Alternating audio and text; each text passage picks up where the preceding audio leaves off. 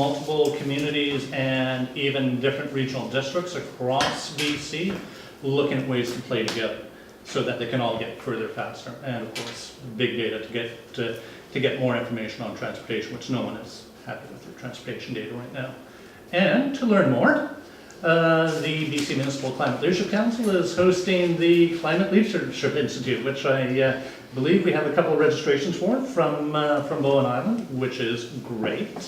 This is the place to find out everything there is to know about the practical things you can do, the communications around it, so you can get reelected and do more cool stuff, and we want you to keep your job and do more cool stuff. And also how some of the internal organizational elements to make climate action flow naturally. So the more the merrier. And please, everybody, come out, hang out with all the cool kids in Richmond. And with that, I'm available for any questions you might have. Allison. So we've got one building project that we are definitely going to be embarking on right away, which is our new fire hall, and we are in the planning stages for the community center. I think you've heard this before. So we're wanting to look at studies for both buildings on energy planning. So is there money available to pay for that planning? Are there grants available for energy planning? Depending on how you structure that, it sounds like a good possibility for the FCM Municipalities for Climate Innovation Program Plans and Studies grant stream, which funds up to $175K at 80%. It does have to be related, focused on climate and energy. It does have to, you do have to have some hope of reducing, greenhouse gases from like a business as usual scenario on that. And once the planning is done, there might be some money for the actual infrastructure. Yes, it is a competitive process, and it is a first come, first serve. This is all part of the $75 million that the federal government gave to FCM about a year ago or so, and this is part of the suite of programs that's being rolled out. So it's a 5-year window. Or until it is expended. Yeah. So, move fast. Which is why you're here. Yeah. And of course, we're also, we also encourage local governments to proceed through the PCP framework and the different milestones within that. These grants, you don't have to be a PCP member for, but it's probably not going to hurt if you are. PCP. Partners for Climate Protection. It's the. I just wanted you to say it. Yes. We just got our milestone 3, I think. Yes. For community right. work. Yeah. For community Yeah. work, so it's the community that got the milestone. Yes. Do you know any more of the details about the upcoming grants for staff? That should be released by FCM within the next couple of weeks. That will fund a staff person up to 80% of their salary for, I forget if it's 1 or 2 years. And they have to be focusing on adaptation, mitigation, or asset management. And all 3 of those actually work nicely together, and you could spread them across. Would emergency planning of a variety of sorts fit into that category? Maybe, it depends on how you... But we could call on you or run some ideas past you and that kind of thing. Yep, we're here to help. And FCM also has great grant advisors that'll work through with you on a collaborative iterative kind of basis as you're pulling the grants together. Great, thank you. Anything else? Thank you. Thank you, sir. Thanks a lot. for coming.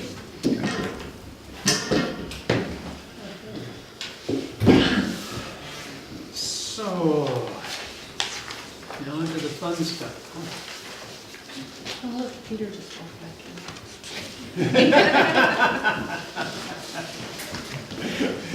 Okay, Emma, you're up. We're already punching, it's just started. You can tell we had a committee of the whole thing. Good evening, Mayor and Council. Bringing back development variance permit 05-2017 for 1395 Eagle Cliff Road for consideration. Just a refresher, this property is located on the east side of the island. And the application is asking for a reduction in the setback to the sea from 25.2 meters to 18.5.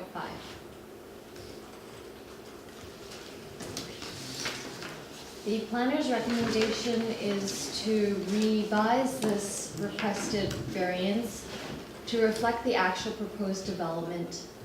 The 18.5 request would be increased to 20.85 meters, which would accommodate the actual wall of the house.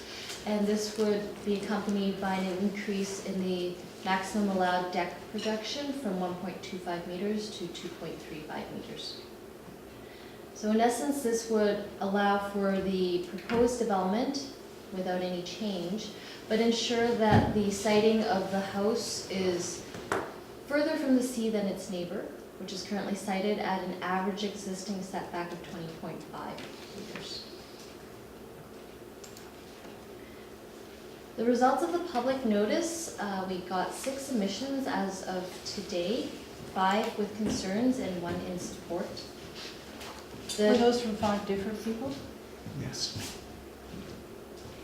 5 different people, 1 person submitted twice. Okay. The chief concerns were that the application did not show a lack of hardship, and that granting such a variance would set an unfair and imprudent precedent.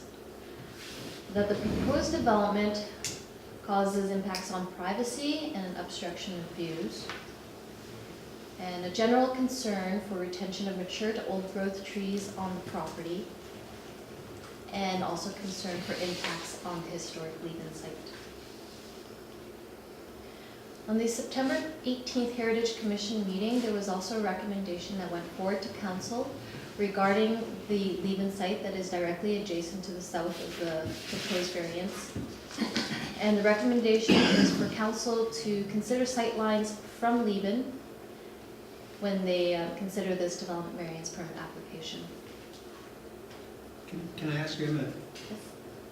What does Yeah, that mean? okay, that's what you're showing us now. Okay. What is, does it negatively affect the Leben site, or?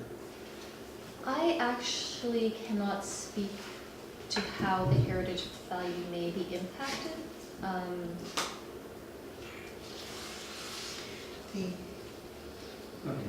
Too esoteric. No, the report, Emma's report says that the potential impacts on the adjacent Leben site are still to be determined and addressed. So there isn't an answer to that question at Okay, this fair point. enough. So following up on that's the old Leben house. Which is no longer standing. Which is there's still remnants of it, and I assume any of the historical stuff would be done down on the old site if there was to be any, commemorative boards and things like that. So that site's way down by water, right? So anybody standing on that old site looking out isn't going to be, on that old house site, isn't going to be having this new house in its viewscape line. If I can say a few words about the Leben property, I'm sure most people are aware, but just if you don't know, this is the same as some people call Muriel Nielsen's property, or they call it the Leben Nielsen bequest. But this was a piece of private property that Muriel Nielsen, who was the wife of Ian R. Nielsen, who founded, I could go into the history, but just to make sure you know, this is the property directly south of the 1395 Eagle Cliff Road. It's got recognized heritage value, and it's got an objective in the official community plan that says Bowen Island shall take care of its heritage properties, and that it shall look to the cultural master plan, and we've just adopted a cultural master plan that in 16.1 in there says, speaks to the Lieben property in particular, that this shall be, the property shall be developed as a heritage property. And it's not known yet where any development, what the public amenities would be on this piece of public land. But it is clear that it's got lots of public value, and that various kinds of things could happen there. There could be open spaces, there could be an artist's colony kind of events, as have happened before. What used to happen was the people would stay in one of the buildings, which I thought was the upper building, which is no longer there, not the lower one.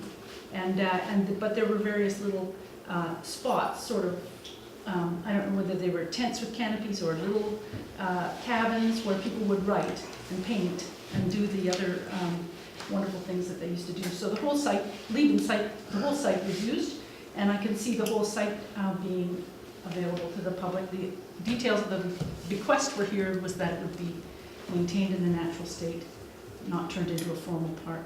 It's a challenging site. If I could speak specifically to the Heritage Commission meeting, we didn't go into that level of detail. What was discussed at the meeting was that the planner, Emma, had brought up that there might be some landscaping that would provide screening. And the Heritage Commission responded to that with, oh, that would be a good thing. We would like to see the sight lines, the viewscapes protected to some extent, and just that be part of the consideration of the development variance permit. But there was no elaboration of potential future uses of the site other than aspirationally it would be lovely to have it in the long run as a National Historic Site. Okay. Would you like to carry on, Emma, or had you finished, or yet? Almost finished. Okay. Okay. At this point, I just want to bring council's attention to conditions that can be attached to a variance. They must be directly related to the variance. So in this case, conditions can be imposed on buildings or structures within the variance area, which is between the required setback and the varied setback, so the highlighted area. However, separately, applicant may choose to enter into a voluntary covenant to address potential issues or concerns that may not be addressed in variance conditions. In such a case, the applicant would be responsible for preparing and bringing forward such a covenant to council for council approval. And council may require that some certain terms in such a covenant be supported by a professional report. For example, an environmentalist report specifying specific trees for protection. So just with that in mind, I think the alternatives before council are to approve the variance, reject it, or pursue other options as determined by council. Okay, thank you. So, okay, I'm going to go to Gary first, Maureen. Yeah, first of all, can you put up that with the, just the top owner of the map there? No, just with the one you had before that, one before. Just showing the sight lines and stuff and the setbacks and that one there. I don't have a problem with the variance personally, and there's usually, and I went and did the site visit, as did a lot of councillors. Usually what I'm looking for is the neighbors, and if they have valid concerns. I don't think in this case, and I sympathize with the neighbors, but I don't think in this case that their concerns are validated. Their sight lines are just sort of looking into the trees. There's no blockage of the waterfront or anything like that. And I think some screening could easily go up and retain their privacy. They're very close to the lot line on that side, which doesn't help things, but so that is one concern. what I am encouraged about is that the neighbors are actually talking, because I think basically they both want the same things.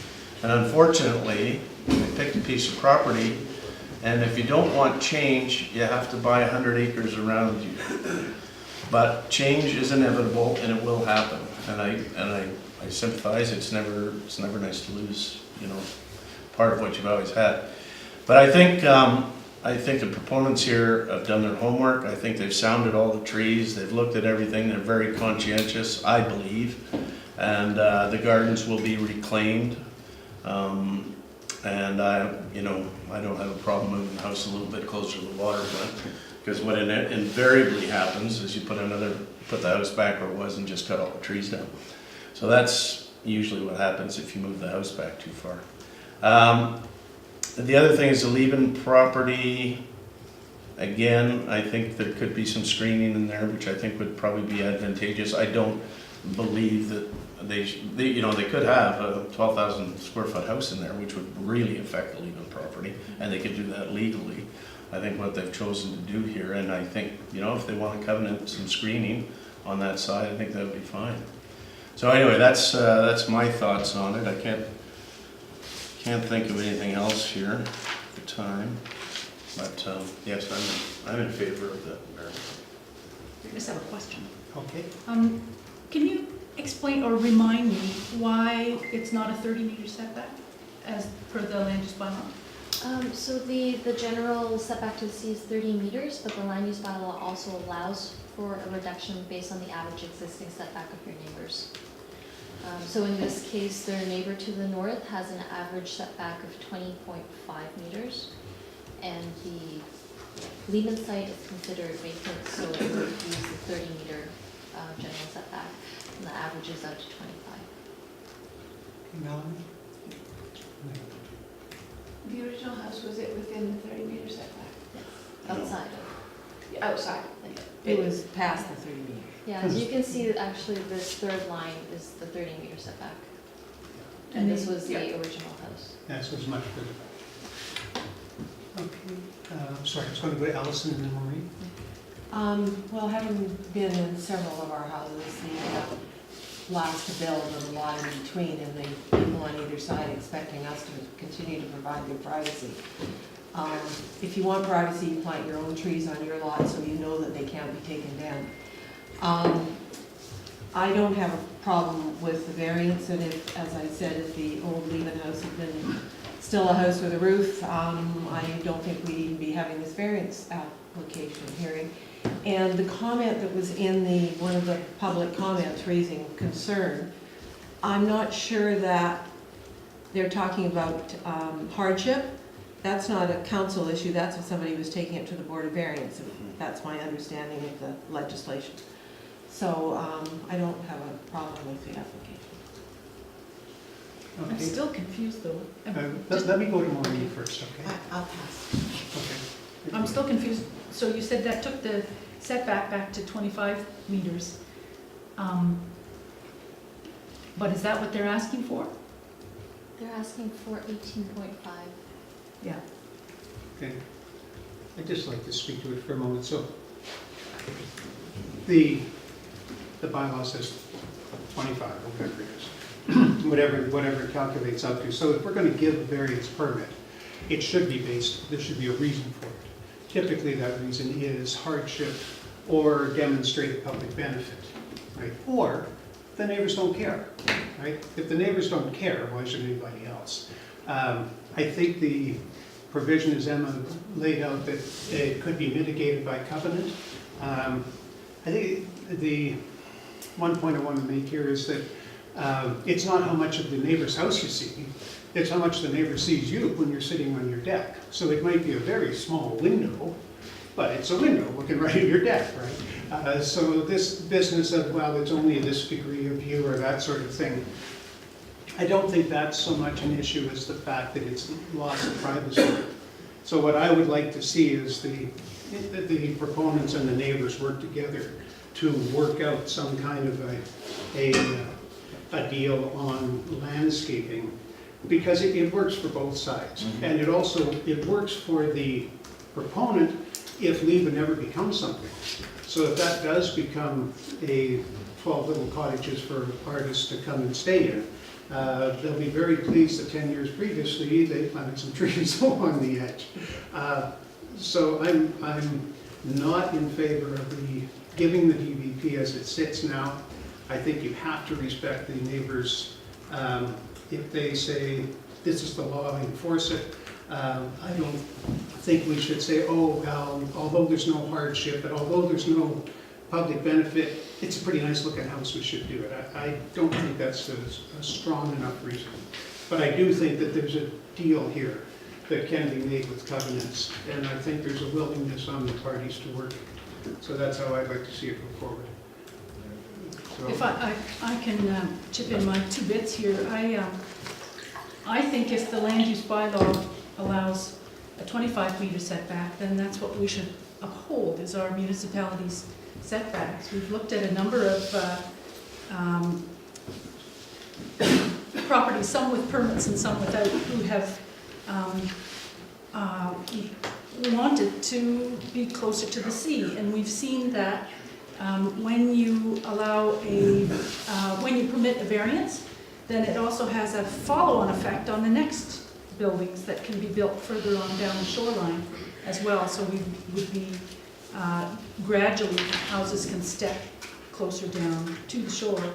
And so it's not a one-off proposal. I think we should uphold the setback. I'm concerned about the views from the water, from the kayakers and the boaters and the farther distant views. I'm concerned about the idea of the covenants. It would be hard to plant screening material that would actually screen without putting in a lot of soil and things and for the change in the site, because it's shaded under those big tall trees. I think it may be hard to get a hedge going, for example, and planting trees. It's shaded. Anyway, I don't think that, it might be screening in terms of fences if you needed to do that. I'm concerned about the precedent. We have a project that's in front of the Board of Variance now concerning how far should things be set back, and I think we should uphold the bylaw also as the only way we've got of protecting shorelines, which are important to an island. And I know it's only might be only a few meters to some, but I think we should uphold our island-wide bylaw. And it doesn't all have to be about one property, or just the property on this side and the property on that side. Island-wide, the setbacks are set in the land use bylaw, and I think that's what we should uphold. So I'm going to vote no in favor of this recommendation. Okay, I'd like to wrap this up as soon as we can, so if you have some closing points. I just had one question. Uh, We've got some pictures Okay. in here, photo 1 and photo 2. And I'm not sure who took those. They're in our agenda package. They seem to be attached to an email thread between. It would be the proponent, I believe, it's the only one who submitted Well, it's hard pictures. to tell because they seem to come from an email from Colin. They seem to be at the end of an email thread, but then there's something headed up summary, and then referring to picture, and it's got the pink and blue sight line. Yeah, it's submitted by the proponent, Oh, is the answer to your okay, so question. the house that's in those pictures, I thought that Yes, nothing's been built and something else was bulldozed, so they- what's the house? That's an artist's conception. Okay. So I'll go to Maureen and then, or, Melanie. sorry, Melanie and then Gary, and then we'll wrap this up, okay? Yeah, I think I'm gonna have to, on this one, sort of say that I think I'd like to see us uphold the setback at 25 meters, just because I'm not convinced that there's a reason to move it forward. There's a perfectly good building area. Sometimes we've been given problems with, there's been significant site constraints, and I don't see any site constraints on this one. The driveway didn't seem that steep to me compared for bone standards. There seems to be space for septic. So I wasn't convinced that there was a real need to move it forward. So I'm also concerned there's also a dock proposed for this. So the impact from the water, I think, with the dock and being moved up. So I'm happy for it to stick at 25 meters for the setback. Just because I don't, I mean, if there was a pressing, they didn't have enough building space within the envelope, then I think there would be given reason, but I didn't see an overriding reason to So, give relaxation. and then I'll finish up with one. Yeah, well, just talking precedents, there are no precedents, every DVP is treated on one-off basis. But we have granted lots of setbacks to the water, DVPs in the past, and this is, actually, most of them have been approved. So just for clarification on Councillor Fast. We'll have to edit the numbers sometime. Yeah. So I guess, Maureen, you've got to finish this up for us? I'll be voting against this, not because I don't support the setback. I'm prepared to consider that. I just would like there to be some sort of covenant on the property related to the landscaping and screening issue. Fair enough. On both sides? Yeah. Why couldn't we put that into the resolution rather than cancel the whole thing? Hello, this process. You could defer consideration of the variance until a future council meeting. A date to be determined in council right now, and Emma could speak to the applicants about the idea of the covenant. Thank you. So I would suggest then that the recommendation be that this variance permit be deferred until the October 22nd, 23rd, getting that date mixed up. Tyler, our next council meeting is when? 23rd. Okay, defer to the October 23rd council meeting, subject to staff having a discussion with the applicant regarding covenants for screening. Okay, so moved. Do I have a second? I have a second. All in favor? Passed unanimously. Thank you. Oh, there's an option here. For clarification, this is discussion around a covenant for screening between the two adjacent properties. Correct. But I voted for that, it's just deferred, right? I That's didn't vote in favor. That's No. correct. Okay. So the key part of the resolution is deferral of consideration of the variance permit until October 23rd. And then the secondary part of that would be discussion with the applicants. Okay. Moving right along. Next up, we have Daniel. Do we have Daniel? Well, there's Daniel. He's found a new corner. Somebody stole him. Good evening, Daniel. Good evening. Yeah.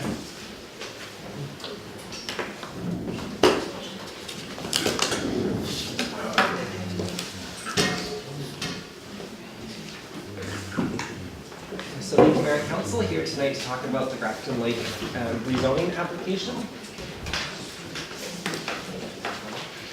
So as we've, as I'm sure Council is aware, but just a reminder, we're talking about a development around the center of Bowen Island, the center around Grafton Lake. So it's the a large nature preserve dedicated around Grafton Lake, and it's a residential development primarily on the south side of Grafton Road. So just a brief overview. So this was introduced to Council in October of 2016, referred to committees at that time. Council gave first reading to these two bylaws, 439 and 440, in April 2017, and referred them to the committee. So bylaw 439 is the amending the official community plan, and 440 amends the land use bylaw to allow the proposed development.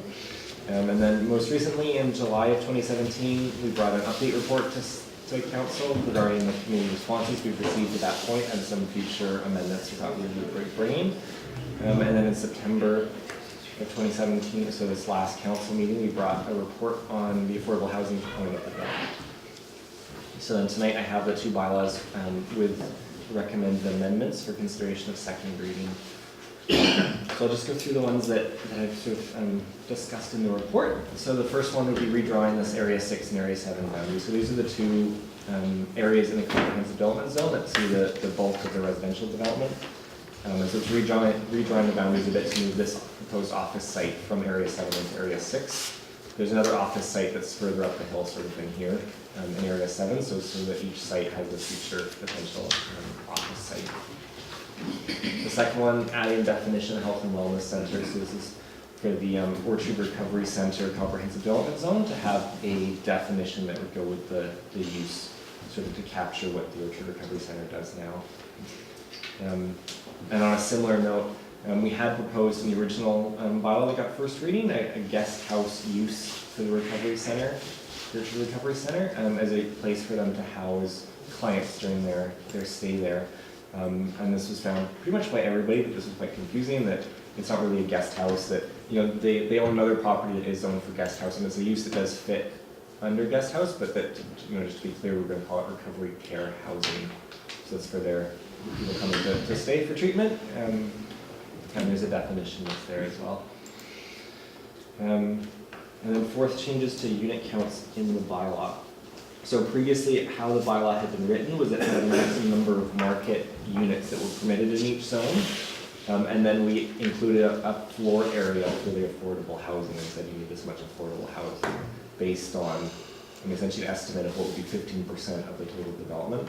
And so in our legal review, they said, well, this is really confusing, not really how you'd want to do it. Instead, you would just include the total number of units that are permitted in each area, and then you would capture it with an affordable housing agreement on title that would then distinguish, okay, how you said which are market and which are affordable housing units. So that's similar to like the Belterra zone allows 30 units, even though there's 3 of them are affordable units. They're captured in the housing agreement, but the bylaw just has this many units as a whole. And then number 5 was this idea that the applicant had wanted was that was nervous essentially about being tied to a certain number, maximum in area 6 and area 7, thinking that when he came to subdivide that he may need to flex units between area 6 and area 7 and wanting some flexibility down the road rather than having to come back for rezoning. So basically what we did is increase the number allowed at both 6 and 7 and then put a total cap and said, okay, but despite allowing you some more in area 6 and some more in area 7, the total number that we allow in both those areas can't exceed a certain number. So then when it comes to sort of subdivide that side, we decide, okay, how many are actually can we totally fit in area 6 versus area 7. And the final one that I have here is an expanded nature reserve. So this is not a very great image, but one of the things identified in one of the reports, the species at risk report, was that there's this wetland along Ravenbrook, so just south of the agricultural land reserve area. And currently a portion of it was in the proposed nature reserve, and the recommendation was that it all be included in nature reserve. So in the proposed development, this area is to be an actual guest house use. So it's to carve a portion of that lot off and actually place it in the nature reserve to protect that wetland area. That's area 9? That is, so this is the agricultural commons. I don't have that map ahead of me. Yeah, I will highlight it for you. Yes, exactly, area 9, so it's out of this corner, area 9. Thank you.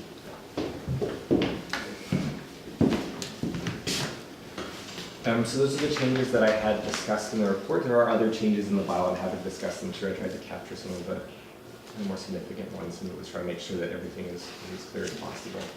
In terms of application process, so this is, I got an updated date following the report deadline, which is the Agricultural Land Commission, which has, so as part of this application, there's an application to exclude and include land into the Agricultural Land Reserve. And so, in particular, the land for the Orchard Recovery Center has to be excluded from the Agricultural Land Reserve. So a meeting was set for October 24th. And so I got that date after the report was done, but that's when they're meeting to decide it. And so in the report, we recommend second reading tonight and referral to public hearing. If the Agricultural Land Commission denies the application, we bring in this application back to amend the bylaws because we couldn't make the changes that are proposed if that's denied. Next, I discussed in the report, we'll begin on drafting the development agreement based on the application. So I've listed some of the components that would go into that development agreement. That would be a condition of rezoning and placed on title and governing sort of how the subdivision takes place. So it's meant to capture in particular amenities proposed in the timing of them throughout the development.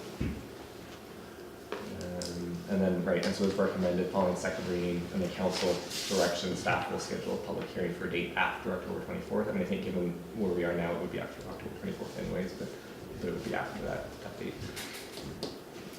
And there's the recommendation, but I'm sure there are questions. Does the ALR meet and render its decision on the same day? I believe if not at the same day, shortly thereafter. Yeah.